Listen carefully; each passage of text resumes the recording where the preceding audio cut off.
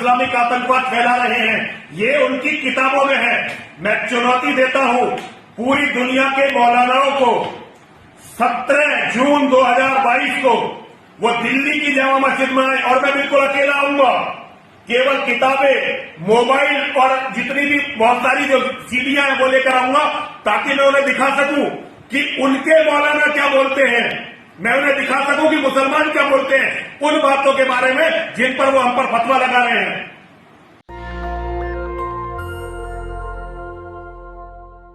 नमस्कार, मैं निधि रतन, आप देख रहे हैं नेशनल दस्तक तस्वीर भारत की। आज हम बात करेंगे यति नरसिंहानंद सरस्वती की। कहने को तो ये महंत हैं, कहने के लिए तो ये धर्म के ठेकेदार हैं, लेकिन इनकी जो वाणी है वो बहुत ही ज्यादा भद्दी, आपत्तिजनक और भड़काऊ रहती है। इनके आप तमाम वाणी को देखेंगे, तमाम स्पीचेस को सुनेंगे, तमाम भाषणों को सुनेंगे तो इससे पता चलेगा ये देश के हित में नहीं, ये राष्ट्र के हित में नहीं, ये हिंदुत्व के हित में नहीं, बल्कि मुसलमान के विरोध में काम कर रहे हैं। मुसलमानों का खात्मा करना ही इनका एकमात्र लक्ष्य रह गया। भारत से ये मुसलमानों को भगाना चाहते हैं, भारत में ये मुसलमानों को देखना नहीं चाहते, लेकिन भारत के मुसलमानों के साथ ये बिरयानी खाएंगे और तमाम वो काम करेंगे, राजनीतिक मुद्दों पे बहस करेंगे, बड़ी बड़ी डिबेट करेंगे, लेकिन जब उनके हक अधिकारों की बात आएगी तो अपने भाषण में उनके लिए जहर उगलेंगे। तो मैं सबसे पहले उन्हीं लाइनों से शुरुआत करती हूँ जो काफी चर्चा का विषय रही हैं पिछले कुछ दिनों से। गुस्ताखे रसूल की एक ही सजा, तनसर से जुदा, तनसर से जुदा। जिस तरीके से पिछले कुछ दिनों से धर्म को लेकर लोग कंट्रोवर्सी मुद्दे के पार्ट बनते जा रहे हैं, ये यूं कह सकते हैं कि भारत के जरूरी मुद्दों को खत्म करने का लगातार प्रयास कर रहे हैं। रोजगार के मुद्दे को, महंगाई के मुद्दे को, भ्रष्टाचार के मुद्दे को, करप्शन के मुद्दे को, नौकरी के घोटाले को लेके, युवाओं के अंधकार में जाता हुआ भविष्य को लेके, उन सब जरूरी मुद्दों को भटकाने का कोशिश कर रही है हमारी सरकार। और सरकार का साथ दे रहे हैं कुछ मीडिया कर्मी और उनके महंत जो अपने आप को पेशे से पुजारी कहते हैं, जो हिंदुत्व का ठेकेदार बनते हैं, जो कहते हैं कि हम धर्म के रक्षक हैं। लेकिन किस तरीके से धर्म के रक्षकों की आप अभद्र टाइप की जब टिप्पणियां सुनेंगे, आपके कानों से खून निकलने लग जाएगा। आप सोचने पे हैरान रह जाएंगे कि ऐसे भी लोग पुजारी बनकर बैठे हैं, ऐसे भी लोग धर्म के ठेकेदार बनकर बैठे हैं, ऐसे भी लोग हमारे भारत के राष्ट्रीय हित की बात कर रहे हैं। सोचिए, जिसमें एक कौम के खिलाफ इतना जहर उगला जाए। कुछ यति नरसिंहानंद सरस्वती की कुछ ऐसी पोस्ट हैं जिससे आप खुद अंदाजा लगा सकते हैं कि इनके दिल में कितना राष्ट्रीय प्रेम है, कितने लोगों के प्रति ये सचेत हैं, कितना ये मुसलमानों से प्यार करते हैं, कितना ये मुस्लिम हितैषी है। और इनका एकमात्र लक्ष्य रह गया है मुसलमानों का खात्मा, सरतन से जुदा, सरतन से जुदा। विश्व का कैंसर बन चुके हैं जिहाद, उपचार केवल गीता में यति नरसिंहानंद सरस्वती। सोचिए, विश्व को कैंसर से कंपेयर कर रहे हैं मुसलमान कम्युनिटी को, मुसलमानों को कह रहे हैं कि समाज में, इस देश में, हमारे भारत देश में मुसलमान जो है वो कैंसर की तरह है और इनका उपचार करने के लिए हमें गीता का इस्तेमाल करना पड़ेगा। सोचिए, ये है इनकी राष्ट्रभक्ति, ये है इनका देश प्रेम, किस तरीके से मुसलमानों के प्रति ये जहर उगलते हैं। तो सोचिए, ST/SC माइनॉरिटी के अधिकारों के लिए ये कैसे जहर उगलते होंगे और कैसे नफरत करते होंगे। यति नरसिंहानंद ने कहा कि हिंदुओं से भी ज्यादा बच्चे पैदा करने और सनातन वैदिक राष्ट्र बनाने का प्रावधान करें। शुरुआत करें कि हिंदू महिलाओं को ज्यादा से ज्यादा बच्चे पैदा करने चाहिए ताकि वो इस राष्ट्र को आगे बढ़ा सके। यति नरसिंहानंद यही नहीं रुकते, वो अगली अपनी लाइन में कहते हैं कि मैं सिर्फ इस्लाम से लड़ रहा हूं, मेरा लक्ष्य पूरी धरती से इस्लाम की गंदगी को साफ करना है। आप अंदाजा लगाइए इनकी नफरत का कि किस तरीके से ये मुसलमानों से नफरत करते हैं और कहने के लिए ये अपने आप को हिंदू कहते हैं, कहने के लिए तो ये मंदिर का अपने आप को महंत पुजारी कहते हैं, लेकिन इनका जो जहर है वो किस तरीके से सामने आ रहा है। मुसलमानों के खिलाफ प्रेस क्लब ऑफ इंडिया में जहर उगल रहे यति नरसिंहानंद ने कहा था कि इस्लाम को दुनिया से खत्म कर दूंगा। सोचिए, इस्लाम के विरोध में इस तरीके से बयानबाजी करना, भद्दी टिप्पणी करना देश में घातक साबित होता जा रहा है। जिस पिछले कुछ दिनों में जिस तरीके से नुपुर शर्मा और नवीद जिंदल ने भद्दी टिप्पणी की थी, उसका खामियाजा भारत को और भारत के नागरिकों को भुगतना पड़ रहा है। हमारे भारतीय जनता पार्टी के प्राइम मिनिस्टर नरेंद्र मोदी और होम मिनिस्टर अमित शाह ये दावा करते हैं कि हम हिंदू राष्ट्र के हित में काम कर रहे हैं, और ऐसे लोगों को वो सिक्योरिटी देते हैं, ऐसे लोगों का वो सहयोग करते हैं जो इस तरीके की भद्दी, भड़काऊ और आपत्तिजनक टिप्पणियां करते हैं। लेकिन यही कोई शेड्यूल कास्ट का व्यक्ति प्रोफेसर रतन लाल हो, इतिहास के प्रोफेसर होने के नाते उन्होंने एक सवाल कर दिया कि कंफर्म तो कर लीजिए कि वो पत्थर शिवलिंग है या कोई और हो सकता है फव्वारा हो, तो इसको लेके उनकी गिरफ्तारी हो जाती है। लेकिन नुपुर शर्मा गिरफ्तार नहीं होती है, नुपुर शर्मा के ऊपर कोई कार्रवाई नहीं होती है। क्या इसमें मुसलमान लोगों की भावना आहत नहीं हुई? तो सोचिए, जाति का जो फैक्ट है, जाति का जो दंश है, वो कहीं भी पीछा नहीं छोड़ता है। अगर आप शेड्यूल कास्ट हैं, अगर आप मुस्लिम हैं, अगर आप ओबीसी हैं, अगर आप ट्राइबल हैं, अगर आप ये आदिवासी हैं, तो आपको जेल की सलाखों के पीछे रख दिया जाएगा। अगर आप एकमात्र उच्च कोटि के सवर्ण समाज और मनुवादी समाज से आते हैं तो आपको सिक्योरिटी दी जाएगी। सोचिए, जिस तरीके से पिछले कुछ दिनों पहले कंगना रनावत ने अपनी भद्दी टिप्पणी की थी, तो उसको Y+ सिक्योरिटी दी गई थी हमारे नरेंद्र मोदी के द्वारा, और वही नुपुर शर्मा के साथ हो रहा है। क्या यहाँ पर मुस्लिम समाज की भावना नजर नहीं आ रही? या उनका जो ड्रोन है जो पूरी दुनिया पे नजर रखे हुए है, क्या वो इतने इस्लाम के लोगों की भावना आहत हो रही है? क्या वो नहीं देख पा रहे हैं? सोचिए किस तरीके से भारत और भारत के अगेंस्ट में काम कर रही है भारतीय जनता पार्टी, और अपने आप को भारत की हितैषी मानती है, अपने आप को हिंदू हितैषी मानती है, अपने आप को बोलती है कि भारत के हर नागरिक का हम भला चाहते हैं। सोचिए क्या वादे किए थे नरेंद्र मोदी ने कि भारत के लोगों को मारने से पहले उनके सीने पे गोली चलाई कोई।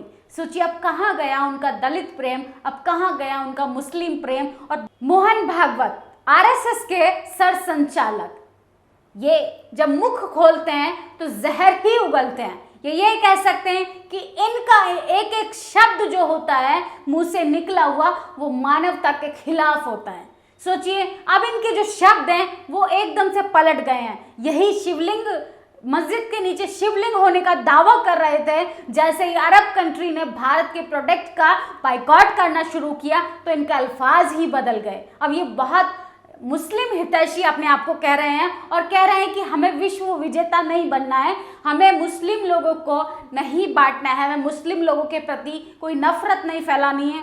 सोचिए ये होता है पावर्स का, ये होता है ये पोजीशन का अहम रोल, किस तरीके से ये लोग माहौल के हिसाब से अपने शब्दों को बदल देते हैं। लेकिन यति नरसिंहानंद जैसे लोग, तमाम ऐसे भारतीय जनता पार्टी के नेताओं, प्रवक्ताओं, अभिनेताओं की बात करें तो वो कोई कसर नहीं छोड़ते हैं। और मीडिया बचा कुचा जो रोल है वो मीडिया अदा करती है। रूबी का लियाकत का ये वीडियो देखिए कि किस तरीके से भद्दी टिप्पणी कर रही हैं। 4 लाख रुपए तनख्वाह है आपकी। अच्छा, अगर आप ज्ञान वापी पे बहस नहीं करेंगी, तो आपको आपका चैनल नौकरी भी नहीं रखेगा। अच्छा। आप कैसी बातें कर रही हैं?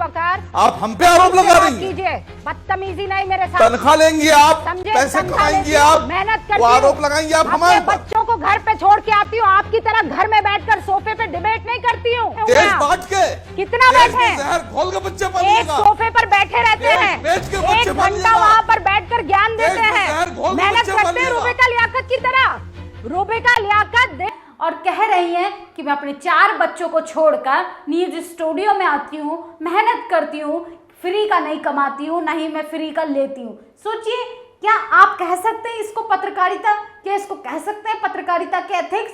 किस तरीके से अपनी पावर्स का पत्रकारिता, अपनी पावर्स का फायदा उठाकर, और यही महिलाएं फेमिनिस्ट कार्ड खेलती हैं। अगर इनसे कोई सीधे सवाल का सीधा जवाब दे दें, अगर इन्हीं की भाषा में जवाब दे दे। ऐसा ही कुछ हुआ टाइम्स नाउ की नविका के साथ। वो डिबेट के दौरान लोगों से हिंदू राष्ट्र पे लेकर चर्चा कर रही थी। उन पे किसी ने बोल दिया कि यहाँ पर एसटी माइनॉरिटी के लोगों का, यहाँ के मूल निवासी लोगों का अधिकार है रहने का, तो वो कहती है क्या हम इस देश को छोड़कर चले जाएं? तो उनको उसी सवाल का जवाब मिलता है, आपकी मर्जी, आप जा सकती हैं। सोचिए इस तरीके से बयानबाजी करना, मीडिया कर्मियों का काम होता है कि सच आपके सामने रखे, सच जनता तक पहुंचाए, लेकिन आजकल जो मीडिया का अहम रोल रह गया है वो सच को छुपाना रह गया है। भारतीय जनता पार्टी के एक नेता ने कहा था एक दिन आरएसएस का झंडा बनेगा राष्ट्रीय ध्वज, और ये बीजेपी नेता ने कहा था। उनके ऊपर कोई एफआईआर नहीं हुई, उनके ऊपर कोई लीगल एक्शन नहीं लिया गया। अब इसमें किसी की भावना आहत नहीं हो रही है, लेकिन जिस तरीके से कोई शेड्यूल कास्ट आकर अपने हक अधिकारों की बात करेगा, अपने संविधान की बात करेगा, तो इनके सो कॉल्ड प्रोग्रेसिव हिंदुत्व लोगों का हिंदुत्व खतरे में आ जाएंगी, भावना आहत हो जाएगी। यहाँ पे आजकल पिछले 8 सालों में 8 साल बेमिसाल का दावा करने नरेंद्र मोदी इन 8 सालों में बस कुछ नहीं कर पाए, बस लोगों की भावना आहत करने के लिए उनको प्रोवोक करते रहे, उनको उत्तेजित करते रहे, और आखिर असल भारत की तस्वीरें क्या हुई कि बाइकॉट हो रहा है भारत का और भारत के लोगों का। यहाँ पे ना हिंदू खतरे में है, ना मुसलमान खतरे में। अगर खतरे में है तो भारत के लोगों की रोजी रोटी, भारत के लोगों का रोजगार, भारत के लोगों की शिक्षा, भारत के लोगों का संविधान, भारत की डेमोक्रेसी खतरे में है। मोहन भागवत ने फिर अपनी लाइन में कहा था कि हर मस्जिद में शिवलिंग ढूंढने की जरूरत नहीं है। क्यों, डर गए क्या अरब कंट्रियों से? या डर लग गया तुम्हारा बिजनेस ठप हो जाएगा? या डर लगता है अंबानी अडानी से कि उनका प्रेशर के नीचे तुम काम कर रहे हो, उसी के कारण अपने अल्फाज बदल रहे हो? सोचिए किस तरीके से ये लोग किसी के सगे नहीं है। सोचिए, एक और तो ये ऐसी आपत्तिजनक टिप्पणी करते हैं और इनके मीडिया, प्रशासन के लोग, नेता, अभिनेता, यहाँ तक कि मंदिर के पुजारी कसर नहीं छोड़ते हैं, बढ़ चढ़कर बयानबाजी करते हैं। कपिल मिश्रा हो, यति नरसिंहानंद सरस्वती हो, साध्वी ऋतंबरा हो, साध्वी प्रज्ञा हो, इस तरीके से बयानबाजी करते हैं और आग में घी डालकर ये समाज में सिर्फ दंगे करवाते हैं, सांप्रदायिक दंगों को बढ़ावा देते हैं, हिंसा को बढ़ावा देते हैं, भेदभाव को बढ़ावा देते हैं। इनसे अगर कोई सीधे से सवाल कर ले तो भारतीय जनता पार्टी ईडी का छापा, आईटी सेल, चैनल को बंद करने की धमकी देती है। आलोचना से डर लगता है, ये जो आपने काम नहीं किए उन कामों को गिनवा दे कोई, इससे डर लगता है। सोचिए, भारतीय जनता पार्टी की इन 8 साल में अगर नाकामियां गिनवाने पे हम बैठ गए तो लिस्ट बहुत लंबी है। भारतीय जनता पार्टी ने इन 8 सालों में झूठे वादे और कुछ नहीं किया, खाली पुलाव पकाने के अलावा भारतीय जनता पार्टी ने भारत को कुछ नहीं दिया, सिर्फ ढोंग किया हिंदुत्व के नाम पे। लेकिन अब अरब कंट्रीज ने इनकी आंखें खोल दी है। ये आए थे हिंदू जगाने, लेकिन जगा बैठे अरबों को। सोचिए, अरब कंट्रीज को जगा बैठे ये हिंदुत्व को जगाने वाले। अब कहाँ चला गया इनका हिंदुत्व प्रेम? अब कैसे मुसलमानों के आगे पीछे कर रहे हैं, कैसे अब वो मुस्लिम हितैषी बन रहे हैं, कैसे वो मुसलमानों से भाईचारा का मैसेज दे रहे हैं। सोचिए, ये होती है पावर्स की अहमियत, ये होती है बिजनेस की अहमियत, ये होती है अपनी कुर्सी को बचाने की अहमियत। लेकिन भारतीय जनता पार्टी सिर्फ वादे करती है, उन वादों के खिलाफ जो काम हो रहा है वो आपके सामने रखे जा रहे हैं। सिर्फ ST/SC माइनॉरिटी समाज को टारगेट किया जा रहा है। ये वीडियो देखिए, ये वीडियो दे दिए।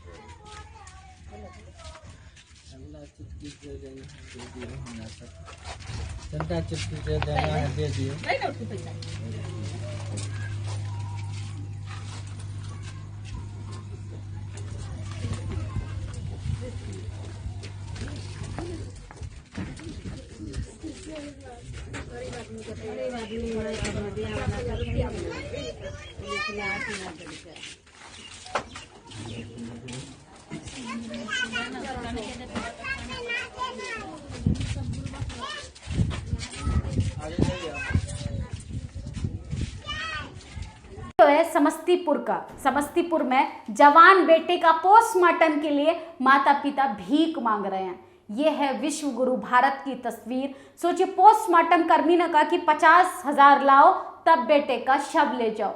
ये है हमारे विश्व गुरु देश की तस्वीर कि जहाँ पर गरीबों का शोषण होता है, जहाँ पे बेबसी से लोग दम तोड़ देते हैं। लेकिन भारतीय जनता पार्टी तो हिंदुत्व का डंका बजाकर पूरे देश में भारत की किरकिरी करा रही है। और ऐसा कहने में आ रहा है और ऐसा सुनने में आ रहा है कि भारत को अरब कंट्रियों से माफ़ी मांगनी चाहिए। क्यों? भारत की क्या गलती है? भारत के नागरिकों की क्या गलती है? मेरी क्या गलती है? मैं इस भारत की नागरिक हूँ, मेरी भावनाएं आहत होती हैं प्राइम मिनिस्टर नरेंद्र मोदी ने, आरएसएस ने, भारतीय जनता पार्टी ने, उसके नेताओं अभिनेताओं ने भारत की किरकिरी कराई है, तो उनको माफी मांगनी चाहिए। जो दावा करते हैं हम सावरकर की औलाद हैं, इन लोगों को बोलने से पहले नहीं सोचना है, लेकिन बोलने के बाद ये माफी मांगकर शॉर्ट आउट कर देते हैं। लाखों किसान मर जाते हैं, लाखों कोरोना से पीड़ित होकर मरीज मर जाते हैं, लेकिन हमारे नरेंद्र मोदी आते हैं एक दिन मन की बात करने, भारत को संबोधित करते हुए, और माफी मांग लेते हैं। सोचिए कैसे लोग हैं जिनके अंदर कोई फीलिंग नहीं है, कैसे लोग हैं जिनके अंदर कोई इमोशन नहीं है, कैसे लोग हैं जो भारत के हितैषी नहीं है, कैसे लोग हैं जो जनता के हितैषी नहीं है, कैसे बेबस होकर लाचारी से दम तोड़ रहे थे। और हमारे नरेंद्र मोदी हाथ जोड़कर कह रहे थे, भाइयों और बहनों मैं माफ़ी चाहता हूं कि हमारे देश में इस तरीके का माहौल है, इस तरीके का संकट छाया हुआ है, लेकिन मेरे पास आंकड़ा नहीं है, हम ये दावा नहीं कर सकते कि कितने लोग मरे। सोचिए, आंकड़ों को बताने के लिए इनको झूठ बोलना पड़ रहा है, लेकिन सच का आईना अगर इनको कोई दिखा दे तो उसकी जान के पीछे ऐसे पड़ जाते हैं जैसे सास बहू का रिश्ता हो गया हो। हम तुमको ना देख पाएंगे, तुम हमको ना देख पाओगे। इस तरीके की पॉलिसी पे चल रही है भारतीय जनता पार्टी, आरएसएस और इस देश की मीडिया। इन सब चीज़ों पे आपकी क्या प्रतिक्रिया है? आप अपनी राय ज़रूर दे सकते हैं। क्या इस देश में भारतीय जनता पार्टी का प्रचार प्रसार करने वाला नेता, अभिनेता, प्रवक्ता सब वो दोषी हैं जो भारत में सांप्रदायिक दंगों को बढ़ावा देते हैं, भारत में हिंसा को बढ़ावा देते हैं? आखिर इस देश में कब तक ये चलता रहेगा? मानवाधिकारों के खिलाफ कब तक काम होता रहेगा? भारत के संविधान को कब इम्प्लीमेंट किया जाएगा? कब धर्म को सही से लोग मान पाएंगे? फंडामेंटल राइट्स सुरक्षित नहीं है और अब बात करते हैं कि अपनी स्वतंत्रता के अकॉर्डिंग आप धर्म अपनाइए। कुछ सोचिए नरेंद्र मोदी जी, क्योंकि इस देश में डेमोक्रेसी खतरे में। आपकी कुर्सी का तो पता नहीं, लेकिन इस देश में जब जनता जागेगी तो आपकी कुर्सी नहीं बच पाएगी। आपकी इन सब चीज़ों पे क्या राय है? आप अपनी राय कमेंट बॉक्स में ज़रूर दें। शुक्रिया। नेशनल दस्तक की आपसे गुजारिश है कि अगर इसको बचाना चाहते हैं तो नेशनल दस्तक को सब्सक्राइब करने के लिए रेड कलर के सब्सक्राइब बटन को दबाएं, फिर बेल आइकन की घंटी दबाएं। नेशनल दस्तक को बचाने के लिए बहुत जरूरी है कि हर खबर को शेयर करें, लाइक करें, कमेंट जरूर करें।